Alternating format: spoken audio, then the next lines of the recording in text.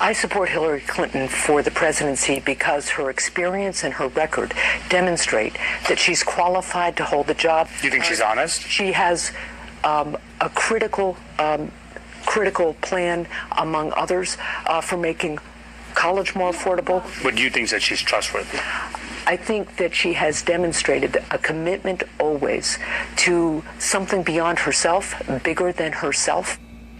After that sort of non-answer, her office got back to the interviewer and said she does believe that Hillary Clinton is honest, but had a hard time in the interview.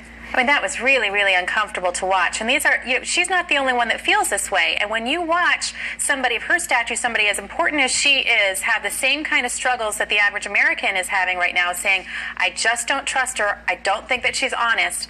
There's something squirrely there. If you see that kind of behavior on somebody that should be your surrogate, it's going to make you call into question even more. Okay. Thanks very much indeed, Lee Carter. Always appreciate it. Lied to the Congress. What we do know is she's definitely lying to the is untrustworthy, and the number one word that comes up to describe her is liar. So I think at this point we do have a real issue on our hands here when it comes to her really trying to evade the truth and not being accountable for things that she's done. She said in her testimony, and the video from the House Oversight Committee is actually pretty damning to her. It does show, paralleled with things she said and what the FBI said when they did their investigation into it. She said she only had one server. It's been found that there were multiple by the FBI. They said she was extremely careless. She said, she never marked or had any marked classified items in her emails. They found multiple times and instances that there were classified emails in there. She said that all of her lawyers went through every single email to deem what was work-related. Well, guess what? Not every work email was caught, and that wasn't true. Okay. So there are a lot of factual, errors there. Okay, I got it. All right, Brad Gersman.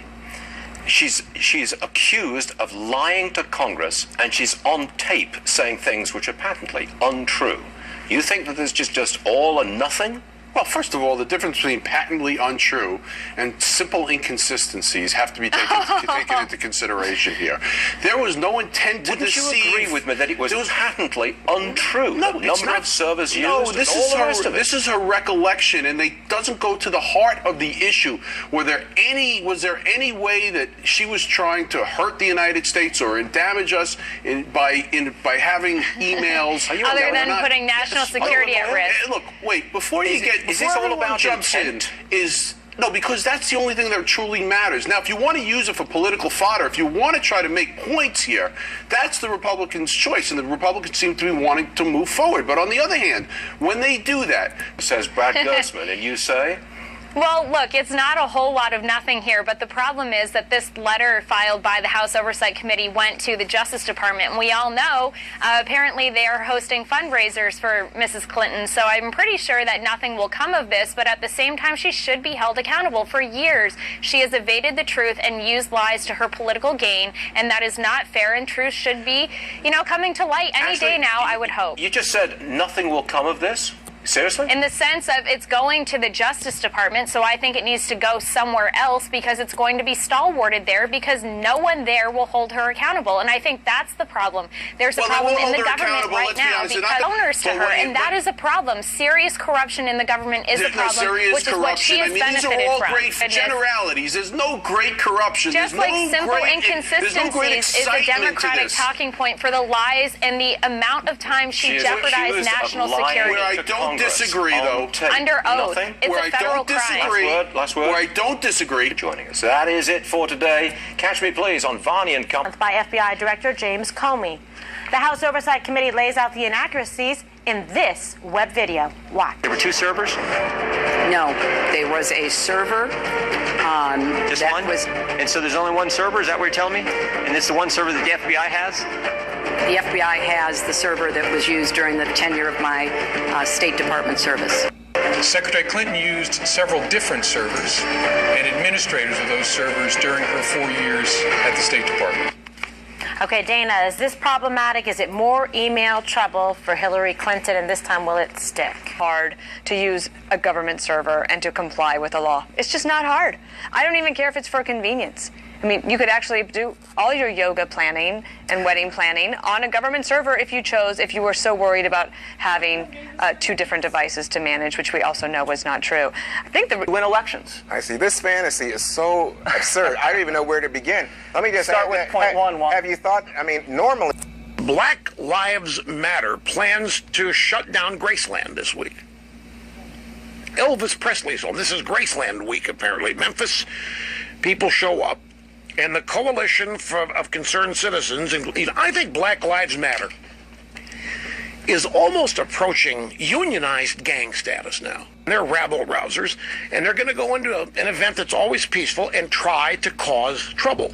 Well, Dana, the Black Lives Matter is not in Milwaukee.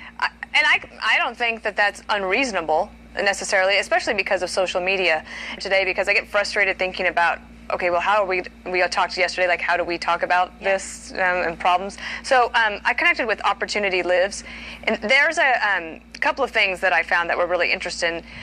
Omar Jawar, I hope I got that name right, he's a guy that started a thing called Urban Specialist, and he did a bunch of interviews after the Dallas shootings, the police shootings that happened, I guess, last month.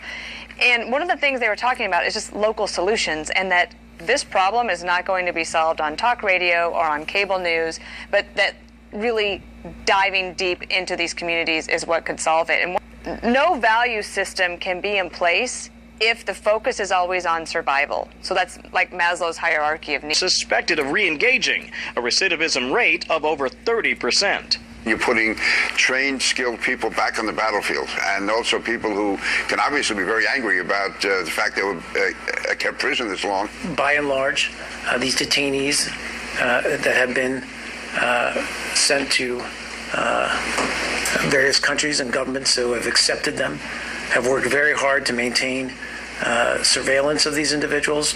But critics warn the White House isn't leveling with the American people about the danger. What they're not really telling the American people is that each time they go forward with a transfer like this, with now 15 high-risk detainees, some of these guys are going to end up back in the fight. There's just no doubt about that. Shannon, no surprise, GOP presidential nominee Donald Trump is weighing in on this latest bulk release of Gitmo detainees, tweeting today, quote, "The Clinton-Obama plan to close Gitmo and release terrorists will harm America's national security." Shannon? Kevin Cork traveling with the president. Thanks, Kevin. America's election headquarters in depth tonight on immigration. Nowhere are the differences between Clinton and Trump in sharper focus than on this emotional issue. Correspondent William LaJeunesse compares and contrasts where the two candidates stand.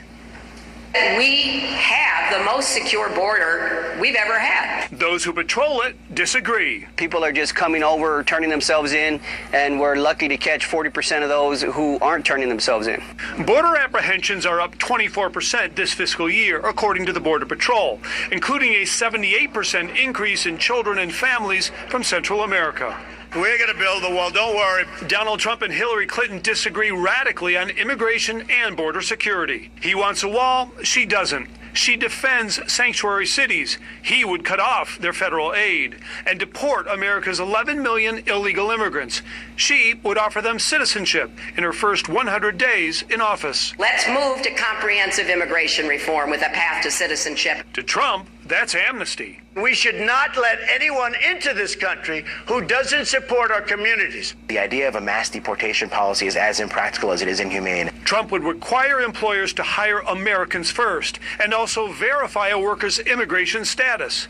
New immigrants would also have to prove they don't need welfare. He very much views immigration from a cynical sort of zero-sum kind of attitude, and I think Hillary Clinton recognizes that immigration and immigrants have for a long time and continue to be a very strong net positive for this country. Clinton promises to close immigration detention centers and stop all deportations except for violent felons. I would not deport children. I do not want to deport family members either. Agents call that an open border. We're allowing too many people to come in unchecked, unvetted, and just giving them free roam around our country. Clinton says she will expand the use of executive authority, including offering work permits and access to welfare if Congress fails to act in the first 100 days.